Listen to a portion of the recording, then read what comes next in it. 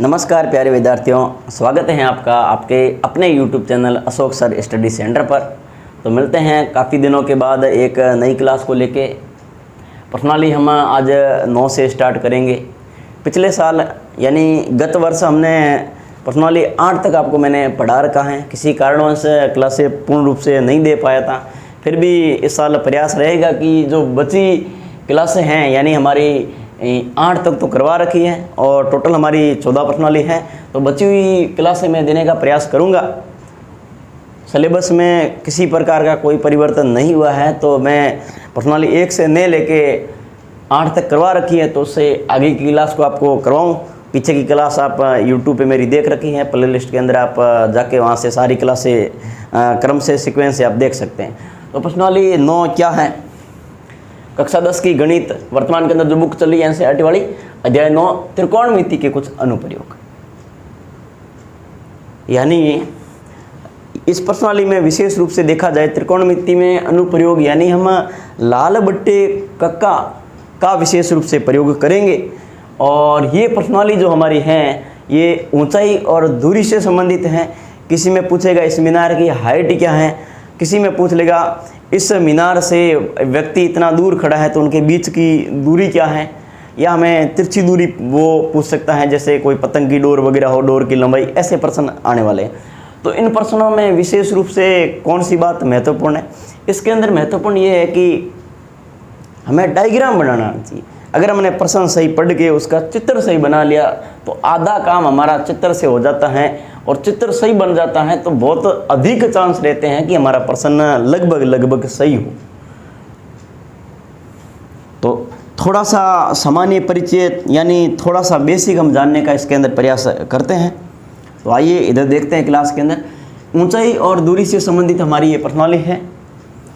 तो मान लो जैसे बोल दिया कि एक टावर या एक मीनार, तो टावर बोले, मीनार बोले, टीवी टावर बोले, वो जो होगा वो 90 डिग्री में होगा। कितने डिग्री में होगा? 90 डिग्री। यानी आपका जो मकान बना हुआ है, मकान की दीवार जो है वो 90 डिग्री में है, ना कि 60-70 डिग्री में नहीं है ना, एकदम सीधी खड़ी है। सीधी खड़ी मतलब कितने डिग्री में? 90 डिग्री में। तो मान लो ये आपको दे दिया ऐसा कि एक मीनार खड़ी है, तो मीनार खड़ी है तो सीधी खड़ी है। इसका मतलब ये जो रेखा मानेंगे ये कौन सी रेखा, हमारे डायग्राम के हिसाब से ये कौन सी रेखा हो जाएगी? ऊर्ध्वाधर रेखा हो जाएगी, यानी सीधी रेखा। ऊर्ध्वाधर का मतलब क्या होता है? सीधा या सीधी रेखा। उसके बाद में बोल दे कि ये जो खंबा है या मकान है, इससे दूर यहाँ कोई एक व्यक्ति खड़ा है, तो खंबे से, मीनार से जो ये व्यक्ति खड़ा है, इनके जो ये बीच की दूरी जो कहलाएगी, इसको क्या बोलेंगे? इसको बोलेंगे क्षैतिज रेखा। कौन सी रेखा बोलेंगे? क्षैतिज रेखा। क्षैतिज रेखा का कहीं कहीं प्रश्नों में नाम आधार रेखा भी मिलता है, तो आप इसकी जगह कंफ्यूज नहीं होना है। हो गया।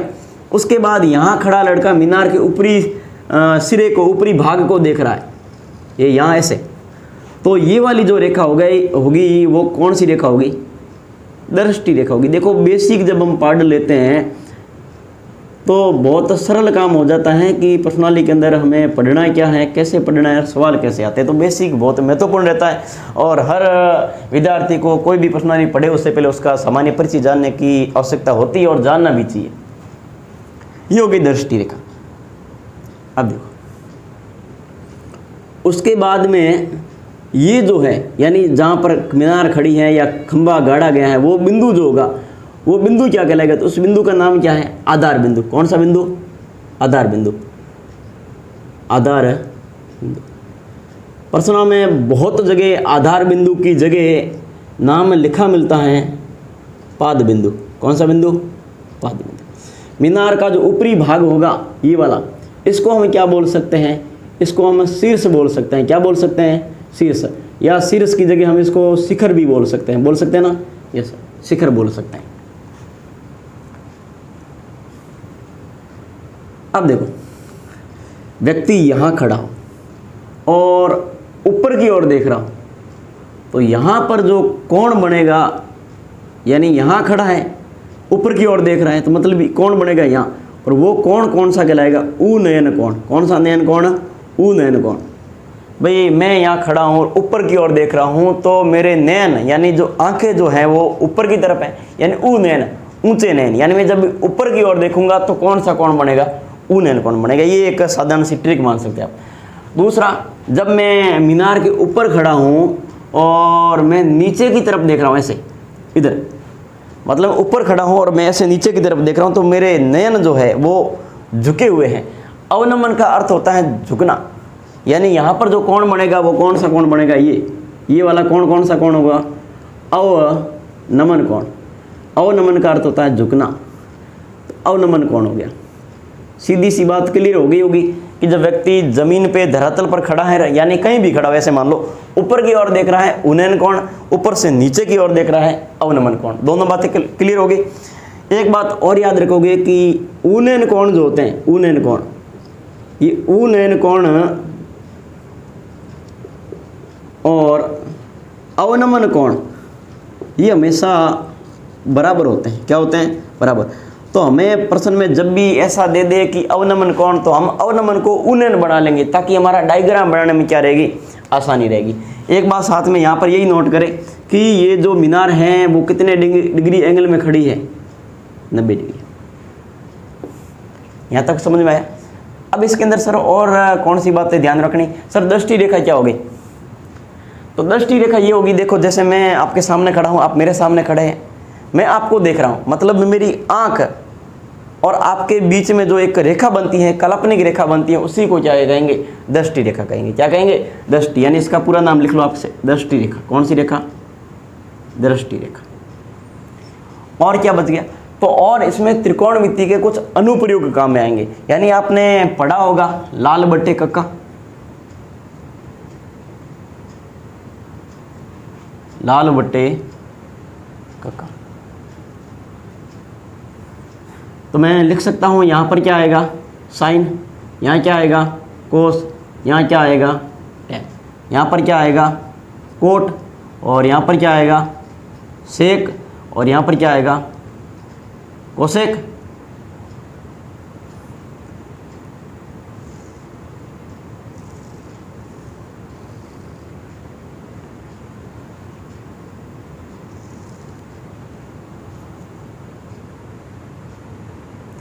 अब देखो,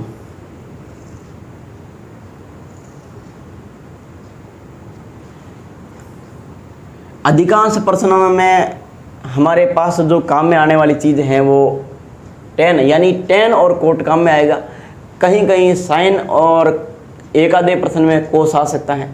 जब भी प्रश्न में कुछ भी आए, हमारे पास तीन चीज़ें होती हैं, यानी कि लंब, आधार, कर्ण, तीन चीज़ें होती हैं। हम यहीं से क्लियर कर ले। बताओ 90 डिग्री के सामने वाली भुजा कौन सी होती है, मैं सीधा ऐसे लिख दूँ, ये कर्ण होगी। और अब थीटा इसको मानेंगे तो थीटा के सामने वाली भुजा क्या होती है, लंब, ये हो जाएगी लंब, और ये क्या हो जाएगी, आधार। और अगर थीटा इसको मानूंगा तो ये लंब हो जाएगी, ये आधार हो जाएगी। ऐसा हमने पिछली प्रश्नावली में पढ़ रखा है कि जब थीटा बदलता है तो लंब आधार कैसे बदलता है, बता रखा है ना। यस। अब देखो, साइन, कोस, टेन, कोट, सेक और कोसेक, हमारे पास एक सारणी है। 0 डिग्री से लेके 90 डिग्री तक के उसके अंदर मान है या नहीं है।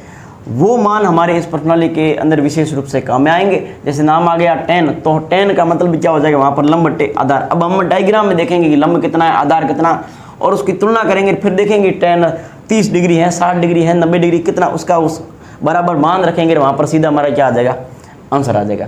तो आपको जो सारणी है वो आपको मैंने समझा रखी है, अच्छे से बना के बताई थी। फिर भी आप लोगों के समझ में नहीं है या भूल गए हो तो मैं यहाँ इस वीडियो में लिंक दे दूँगा, आप उस सारणी को देखना। और इसका बेसिक देखें तो इतना ही है। एक बार दोबारा बता देता हूँ कि ऊंचाई और दूरी से संबंधित प्रश्न पूछे जाएंगे। ये जो है ऊर्ध्वाधर रेखा होगी, ये हमारी क्षैतिज रेखा होगी, ये हमारी दृष्टि रेखा होगी। यहाँ जो कोण बनेगा, यानी ऊपर की ओर देखेंगे तो कोण बनेगा उन्नयन, और ऊपर से नीचे की ओर देखेंगे तो अवनमन कोण बनेगा। ये बिंदु जो होगा उसको आधार बिंदु या पाद बिंदु बोल सकते हैं। ऊपर वाला भाग शीर्ष, शिखर या चोटी कुछ भी बोल देना। उन्नयन कोण और अवनमन कोण हमेशा बराबर होंगे। और इस प्रणाली के अंदर लाल बट्टा कक्का विशेष रूप से काम में आने वाला है। और लाल बट्टा कक्का के साथ साथ हमारी जो सारणी है 0 डिग्री से लेकर 90 डिग्री तक sine cos tan cot sec cosec सभी की मैंने आपको बना के बताई थी। वो सारणी बहुत महत्वपूर्ण है, तो वो आपको अच्छे ढंग से तैयार करनी है। तो आज के लिए हम इतना ही पढ़ेंगे, मिलते हैं अगली क्लास में, तब तक के लिए नमस्कार। उतारो इसे।